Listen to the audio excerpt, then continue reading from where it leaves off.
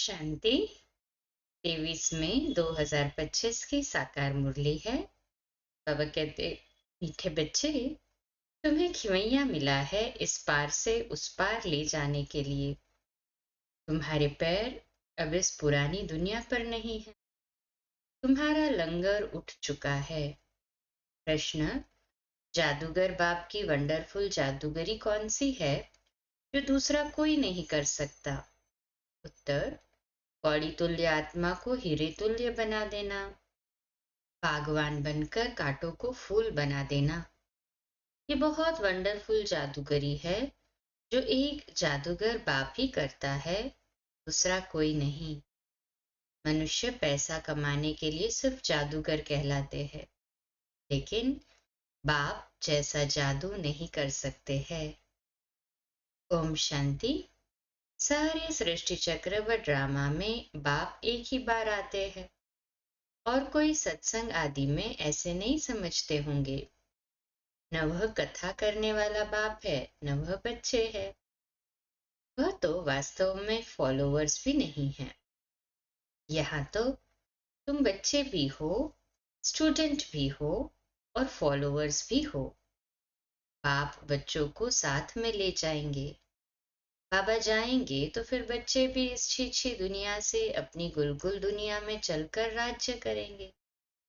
ये तुम बच्चों की बुद्धि में आना चाहिए। इस शरीर के अंदर जो रहने वाली आत्मा है वो बहुत खुश होती है। तुम्हारी आत्मा बहुत खुश होनी चाहिए, है ना? खुश कहें हाँ जी बाबा। बेहद का बाप आया हुआ है जो सभी का बाप है। वह भी सिर्फ तुम बच्चों को समझ है, बाकी सारी दुनिया में तो सब बेसमझ ही है। बाप बैठ समझाते हैं, रावण ने तुमको कितना बेसमझ बना दिया है। बाप आकर समझदार बनाते हैं। सारे विश्व पर राज्य करने लायक इतना समझदार बनाते हैं। ये स्टूडेंट लाइफ भी एक ही बार होती है, जबकि भगवान आकर पढ़ाते हैं। तुम्हारी बुद्धि में ये है।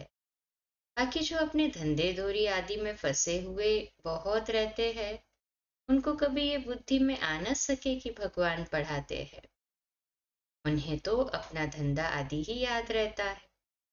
तो तुम बच्चे जबकि जानते हो भगवान हमको पढ़ाते हैं, तो कितना हर्षित रहना चाहिए।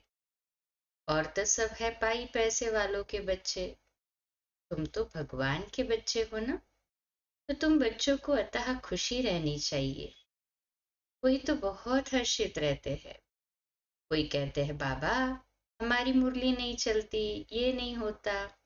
अरे मुरली कोई मुश्किल थोड़ी है।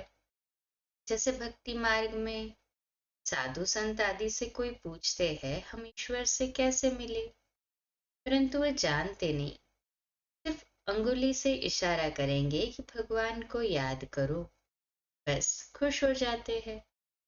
वह कौन है दुनिया में कोई भी नहीं जानते, अपने बाप को कोई भी नहीं जानते। ये ड्रामा ही ऐसा बना हुआ है, फिर भी भूल जाएंगे। ऐसे नहीं कि तुम्हारे में सभी बाप और रचना को जानते हैं। कहाँ कहाँ तो चलन ऐसे चलते हैं, बात मत पूछो। वह नशा ही उड़ जाता है। अभी तुम बच्चों का पैर पुरानी दुनिया पर जैसे कि है ही नहीं। तुम जानते हो कलयुगी दुनिया से अब पैर उठ गया है। बोट अर्थात नाव का लंगर उठाया हुआ है। बता दिया है ना सभी ने? हाँ जी बाबा। हम जा रहे हैं। बाप हमको कहाँ ले जाएंगे ये बुद्धि में है, क्योंकि बाप खिवैया भी है तो बागवान भी है।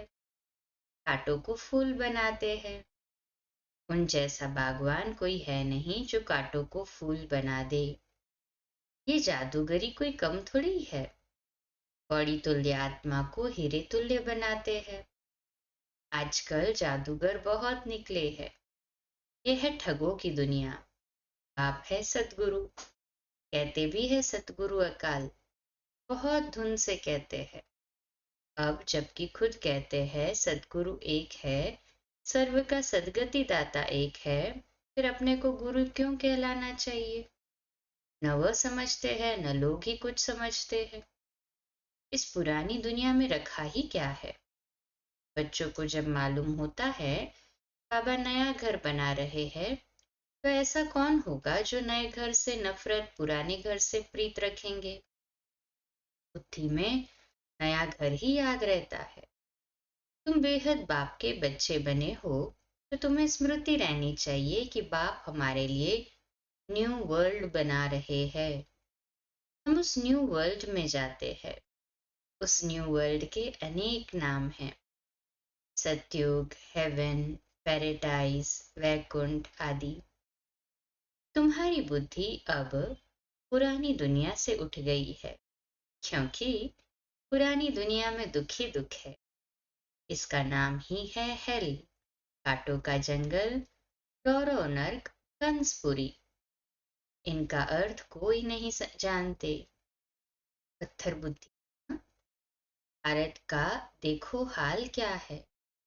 बाप कहते हैं इस समय सब पत्थर बुद्धि है। सतयुग में सब है पारस बुद्धि, यथा राजा रानी तथा प्रजा। यहाँ तो है ही प्रजा का प्रजा पर राज्य। इसके लिए सबकी स्टैम्प बनाते रहते हैं। तुम बच्चों की बुद्धि में ये याद रहना चाहिए, ऊंच से ऊंच है बाप। फिर सेकंड नंबर में ऊंच कौन है? ब्रह्मा, विष्णु, शंकर की तो कोई ऊंचाई नहीं। शंकर की तो पहरवाइश आदि ही कैसी बना दी है। कह देते हैं वह भांग पीते, धतूरा खाते। ये तो इंसल्ट है ना। ये बातें होती नहीं। ये अपने धर्म को ही भूले हुए हैं। अपने देवताओं के लिए क्या क्या कहते रहते हैं, कितनी बेइज्जती करते हैं।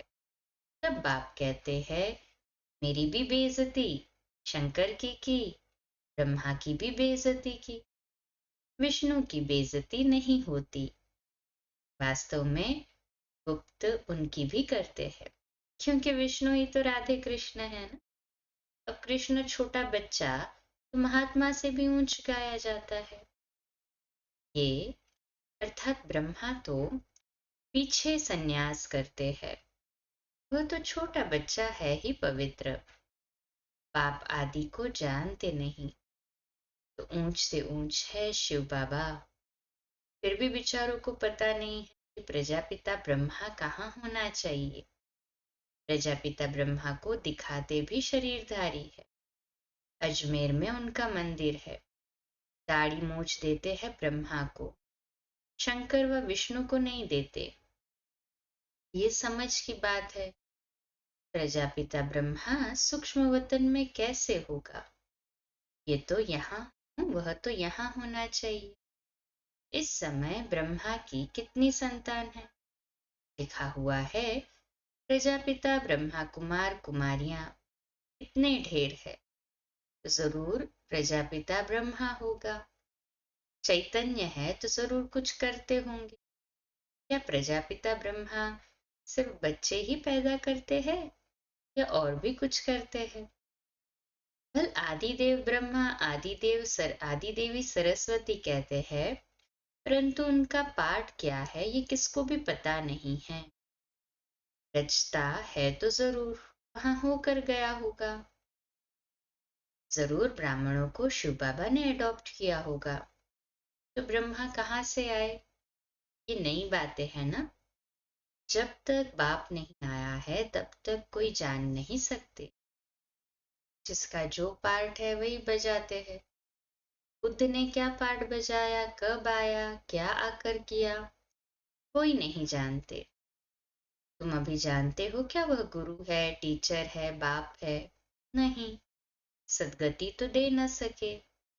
वह तो सिर्फ अपने धर्म के रचता ठहरे, गुरु नहीं। बाप बच्चों को रचते हैं, फिर पढ़ाते हैं। बाप, टीचर, गुरु तीनों ही है। दूसरे कोई को थोड़ी कहेंगे कि तुम पढ़ाओ।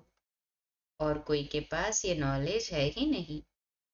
बेहद का बाप ही ज्ञान का सागर है, तो जरूर ज्ञान सुनाएंगे। आपने ही स्वर्ग का राज्य भाग्य दिया था, अभी फिर से दे रहे हैं। बाप कहते हैं तुम फिर से 5000 वर्ष बाद आकर मिले हो। बच्चों को अंदर में खुशी है, जिसको सारी दुनिया ढूंढ रही है वह हमें मिल गया। बाबा कहते हैं बच्चे, तुम 5000 वर्ष के बाद फिर से आकर मिले हो। बच्चे कहते हाँ बाबा, हम आपको अनेक बार मिले हैं। कल कितना भी कोई तुमको मारे पीटे, अंदर में तो वह खुशी है ना। शिव बाबा के मिलने की याद तो है ना। है हाँ जी बाबा, याद से ही तो कितने पाप कटते हैं। अबलाओं बांधेलियों के तो और ही जास्ती कटते हैं, क्योंकि वह जास्ती शिव बाबा को याद करती। अत्याचार होते हैं तो बुद्धि शिव बाबा की तरफ चली जाती है। शिव बाबा रक्षा करो, तो याद करना अच्छा है ना। भले रोज मार खाओ, शिव बाबा को याद करेंगी, ये तो भलाई है ना। ऐसे मार पर तो बलिहार जाना चाहिए। मार पड़ती है तो याद करते हैं। कहते हैं गंगा जल मुख में हो, गंगा का तट हो, तब प्राण तन से निकले। तुमको जब मार मिलती है, बुद्धि में अलफ और बे याद हो, बस बाबा कहने से वर्षा जरूर याद आएगा। ऐसा कोई भी नहीं होगा जिसको बाबा कहने से वर्षा याद न पड़े। बाप के साथ मिल्कियत जरूर याद आएगी। तुमको भी शिव बाबा के साथ वर्षा जरूर याद आएगा। वह तो तुमको विष के लिए अर्थात विकार के लिए मार देकर शिव बाबा की याद दिलाते हैं। तुम पाप से वर्षा पाते हो, पाप कट जाते हैं। ये भी ड्रामा में तुम्हारे लिए गुप्त कल्याण है। जैसे कहा जाता है लड़ाई कल्याणकारी है, ये मार भी अच्छी हुई ना। आजकल बच्चों का प्रदर्शनी मेलों की सर्विस पर जोर है। नवनिर्माण प्रदर्शनी के साथ साथ बाबा कहते हैं नवनिर्माण प्रदर्शनी के साथ साथ लिख दो गेटवे टू हेवन। दोनों अक्षर होने चाहिए। नई दुनिया कैसे स्थापन होती, उनका एग्जीबिशन है, तो मनुष्यों को सुनकर खुशी होगी। नई दुनिया कैसे स्थापन होती है, उनके लिए चित्र बनाए हैं, आकर देखो। गेटवे टू न्यू वर्ल्ड, ये अक्षर भी ठीक है। ये जो लड़ाई है, इनके द्वारा गेट्स खुलते हैं। गीता में भी है भगवान आया था, पर राजयोग सिखाया था। मनुष्य से देवता बनाया तो जरूर नई दुनिया स्थापन हुई होगी। मनुष्य कितना कोशिश करते हैं चांद में जाने की, देखते हैं धरती की धरती है। मनुष्य कुछ भी देखने में हाँ, मनुष्य कुछ भी देखने में नहीं आते। हाँ, चांद पर भी जाते हैं तो लैंड ही लैंड दिखाई देता है ना, मनुष्य तो नहीं दिखते। ना सुनाते हैं, इससे फायदा ही क्या। अभी तुम रियल साइलेंस में जाते हो ना, अशरीरी बनते हो। वो है साइलेंस वर्ल्ड, परम धाम। तुम मौत चाहते हो, शरीर छोड़ जाना चाहते हो। बाप को भी मौत के लिए ही बुलाते हो कि आकर अपने साथ मुक्ति जीवन मुक्ति में ले जाओ। परंतु समझते थोड़ी है। पतित पावन आएंगे तो जैसे हम कालों के काल को बुलाते हैं। अभी तुम समझते हो बाबा आया हुआ है, कहते हैं चलो घर, और हम घर जाते हैं। बुद्धि काम करती है ना। यहाँ कई बच्चे होंगे जिनकी बुद्धि धंधे आदि तरफ दौड़ती होगी। फलाना बीमार है, क्या हुआ होगा, अनेक प्रकार के संकल्प आ जाते हैं। बाप कहते हैं तुम यहाँ बैठे हो, आत्मा की बुद्धि बाप और वर से तरफ रहे। आत्मा ही याद करती है ना? समझो कोई का बच्चा लंदन में है, समाचार आया बीमार है, बस बुद्धि चली जाएगी। फिर ज्ञान में बैठ न हाँ, फिर ज्ञान तो बुद्धि में बैठ न सके। यहाँ बैठे हुए बुद्धि में उनकी याद आती रहेगी। कोई का पति बीमार हो गया तो स्त्री के अंदर उथल पाथल होगी। बुद्धि जाती तो है ना। तो तुम भी यहाँ बैठे सब कुछ करते शिव बाबा को याद करते रहो, तो भी अहो सौभाग्य। जैसे वो पति को अथवा गुरु को याद करते हैं, तुम बाप को याद करो। तुम्हें अपना 1 मिनट भी वेस्ट नहीं करना चाहिए। बाप को जितना याद करेंगे तो सर्विस करने में भी बाप ही याद आएगा। बाबा ने कहा है मेरे भक्तों को समझाओ। ये किसने कहा? शिव बाबा ने। श्री कृष्ण के भक्तों को क्या समझाएंगे? उनको कहो श्री कृष्ण नई दुनिया स्थापन कर रहे, मानेंगे? क्रिएटर तो गॉड फादर है, श्री कृष्ण थोड़ी ही है। परमपिता परमात्मा ही पुरानी दुनिया को नई बना रहे हैं, ये मानेंगे भी। नई सो पुरानी, पुरानी सो फिर नई होती है। सिर्फ टाइम बहुत दे देने से मनुष्य घोर अंधियारे में। तुम्हारे लिए तो अब हथेली पर बहिष्ट है। आप कहते हैं मैं तुमको उस स्वर्ग का मालिक बनाने आया हूं, बनेंगे? वाह, क्यों नहीं बनेंगे। अच्छा मुझे याद करो, पवित्र बनो। याद से ही पाप भस्म हो जाएंगे। तुम बच्चे जानते हो विकर्मों का बोझ आत्मा पर है न कि शरीर पर। अगर शरीर पर बोझा होता तो जब शरीर को जला देते हैं तो उसके साथ पाप भी जल जाते। आत्मा तो है ही अविनाशी, उसमें सिर्फ खाद पड़ती है। इनको निकालने के लिए बाप एक ही युक्ति बतलाते हैं कि याद करो।